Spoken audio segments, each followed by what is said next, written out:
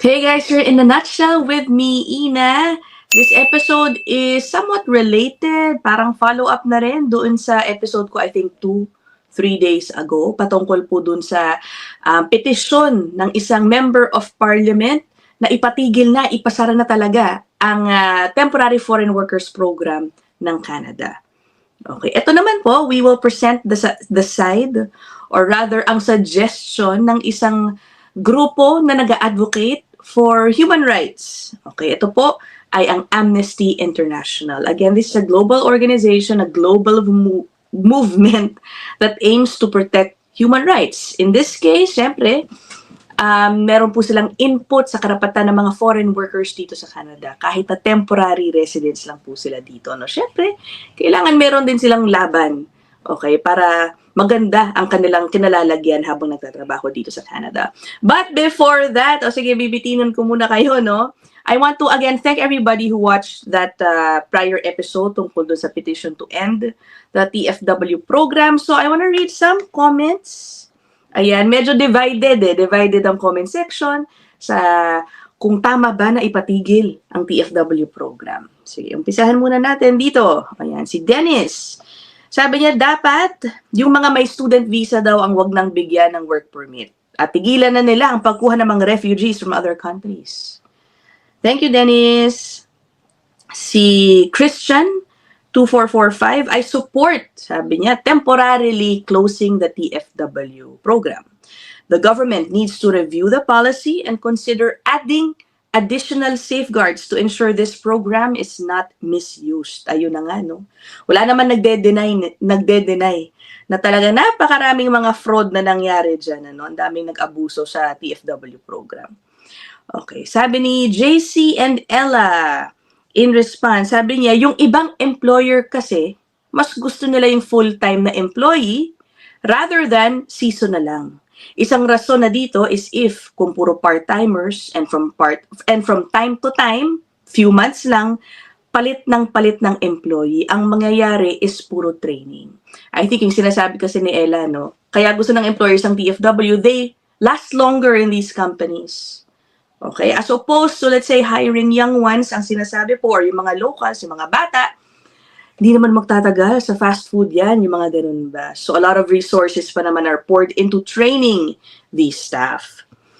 Sabi din ni Don Mujal, sabi niya, true daw yung sinabi ni JC and Ella. Paano naman?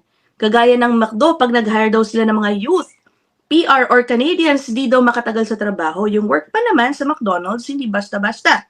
Patay ang negosyo nila kung walang TFW. Do you agree with this, guys? Nag-agree ba kayo dyan? By the way, no, maliban sa young Canadians, alam mo dito halimbawa sa Windsor, guys, many of these positions are filled by seniors. Okay, alam ko meron din ilang mga nagko-comment sa episode na to ng mga seniors na nahirapan din sila ngayon maghanap ng work dahil nakuha na rin daw ng mga TFW. Okay. Anyway, punta pa tayo sa ibang comment. Si Selma Leonard, higpitan ang temporary worker visa, no work permit para sa mga students at mga dependent nila. Yun din ang gusto niya. Si Jendel, ayan, sabi niya na abuso kasi sa totoo lang, lalo na yung pagbebenta ng lamiya ng mga employer sa consultant. Kawawa yung mga legit na TFW na may good credentials. Ang dapat ipagbawal yung pagtrabaho ng student kasi kaya nga sila din dito para mag-aral, hindi para magtrabaho. Tapos nung lumaki na yung unemployment rate, isisisi lahat sa mga TFW, napaka-unfair daw. Thank you, Jendel. Ito rin. Right daw yung MP. But, ang tanong din niya, can his fellow Canadians work in fast food, restaurant, and low-wage jobs? Are they ready psychologically, mentally, and emotionally? I doubt it, sabi ni Alex Joseph. Sagot naman sa kanya, yes, they can. Ang daming Canadians sa resto namin kahit low wage. Sabi din ng isa, yes, they did before. Kaya lang, they don't stay because they seek better jobs after. Dapat masanay na ang food services that some positions will be held temporarily for young adults or students. O, last na to, last na. Sige, tapos pag-uusapan na natin yung topic. Yung ganun din, similar, ano? Do you think Canadian and PR will start doing janitorial cleaning and doing kitchen services and dishwashing? Sabi ni Nori Kuong. Sabi din sa kanya, why not? I know a lot of people doing it. Sabi ni Derek. Sabi ni Stevie. Na all ano pa to, puro exclamation point. Canadians used to do all those jobs until the fraudulent TFWP became abused. Canadians are sick of it. Yeah. Thank you so much, guys, for your comments. I read everything. Okay, I read everything, I promise you. Okay, ngayon puntahan na natin itong statement ng Amnesty International. It was reported a week ago lang, no? May 15, or more than a week ago rather, May 15, 2025. Let's go to this report from the Toronto Star. Sabi dito, Canada hasn't done enough to stop exploitation of foreign workers, according to Amnesty or Amnesty International. Isa-shortcut ko na lang po, no? And I wanna get your thoughts on this as well. According sa isang representative ng Amnesty International Canada, ayun na nga, the government of Canada has not done enough to stop the exploitation of temporary foreign workers brought in on visas that keep them tied to one employer. Yung closed work permit, yun po yung sinasabi dito.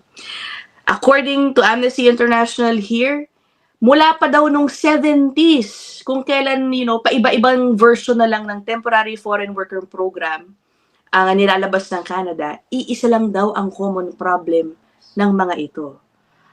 Ang sabi nila, yan ay yung pagbibigay sa kanila ng closed work permit, which basically means na kung may mangyaring masama sa kanila while working, kung abusuhin sila ng kanilang employers, mahirap sila makawala doon.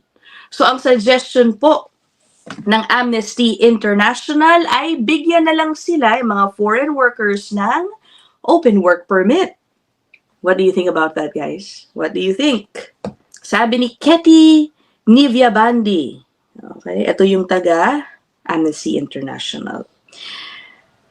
Being at the mercy of one employer allows migrant workers to be exploited, to live in overcrowded, unsanitary housing conditions, work in unsafe environments, and face emotional abuse. Para sa mga madalas pumanood ng aking mga episode, we have talked about many instances na ganito, no?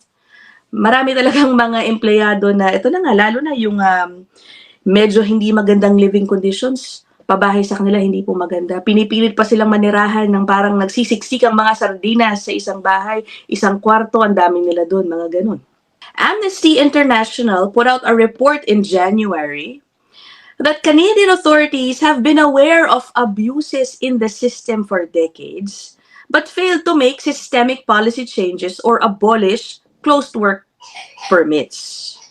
Allowing migrants to change jobs would place greater scrutiny on the employers to ensure that they adhere to fundamental human rights standards. Kumbaga, kapag alam ng isang employer na pwede lang naman silang alisan ng isang employee, baka mas mabuti nilang tatratuhin ang mga ito. Ito yung sinasabi dito. Kumuha po ng statement itong Toronto Star mula sa IRCC.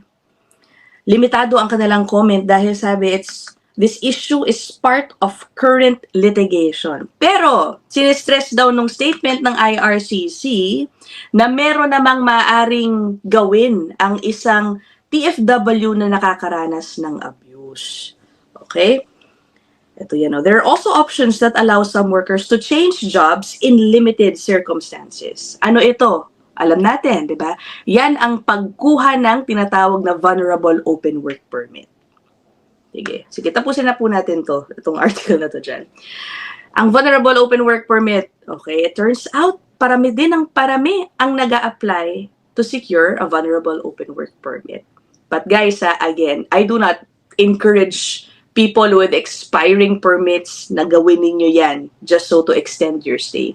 May dahilan lang po, may grounds for a worker to be granted this type of work permit. Again, yan lang po ay para sa mga inaabuso ng kanilang employer. Masama ang pagtrato ng isang employer. Meron ako nababasa on social media na parang meron dong ilang influencers sinasabi na, oh, sa mga mag-expire ang work permit, mag-apply na lang kayo ng vulnerable work permit. I guess to buy time. Diba? Don't do that. Don't do that. Diba? Kawawa din naman, mahiya naman kayo sa mga employers nyo if you guys were not treated well. If you guys were treated okay naman. Diba? Magsisinungaling pa kayo. Don't do that. What do you guys think about this? I would, as always, just like to hear your thoughts about this proposal. Yung sa pag-grant ng open work permit. Okay, but sige, kung gusto niyo na mag-additional comment tungkol sa TFW program, go ahead. Wala pa ako nakikita, by the way, na update doon sa petition. Parang hindi masyado siya sinagot ng iba pang mga official dito, or at least wala pa ako nakakita on my end. Yun lang naman, guys. Let me know, as always, what you think down there in the comment section. Be kind, be respectful to each other down there sa comment section. Okay, I'll end this episode here. I'll see you guys in the next one. Bye!